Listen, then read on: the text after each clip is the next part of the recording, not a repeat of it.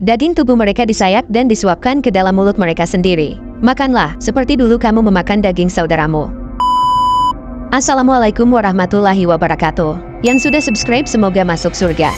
Isra Mi'raj merupakan satu peristiwa penting dalam sejarah Islam. Pada waktu itu, Rasulullah menerima perintah kewajiban sholat 5 waktu dari Allah Ta'ala. Tidak hanya menerima perintah sholat wajib 5 waktu, Rasulullah juga diperlihatkan bermacam siksa ahli neraka. Siksa ini menimpa sebagian umat Nabi Muhammad.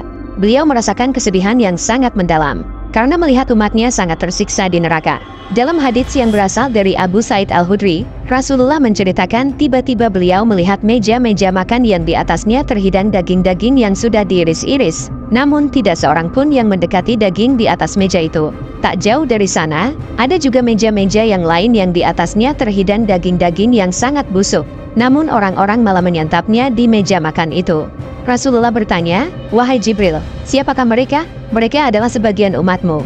Mereka meninggalkan yang halal dan malah mendekati yang haram," jawab malaikat Jibril. Sesaat setelah Rasulullah melanjutkan perjalanan, beliau melewati sekelompok orang. Perut mereka sebesar rumah. Setiap salah satu di antara mereka mencoba bangkit, maka ia akan jatuh tersungkur sambil berseru, "Ya Allah, jangan langsungkan hari kiamat." Rasulullah pun bertanya, "Wahai Jibril, siapakah mereka?" Kata Jibril, "Mereka adalah sebagian dari umatmu." Inilah makna firman Allah. Orang-orang yang makan riba tidak dapat berdiri melainkan seperti berdirinya orang yang kerasukan setan lantaran tekanan penyakit gila. Sesaat setelah melanjutkan perjalanannya, Rasulullah melewati sekelompok orang. Mereka memiliki bibir seperti bibir unta. Mulut mereka dibuka dan disuapi bara api yang menyala-nyala. Kemudian bara api itu langsung keluar lagi dari arah selangkangan mereka. Rasulullah mendengar mereka berteriak meminta ampun kepada Allah. Rasulullah bertanya, "Wahai Jibril, siapakah mereka?"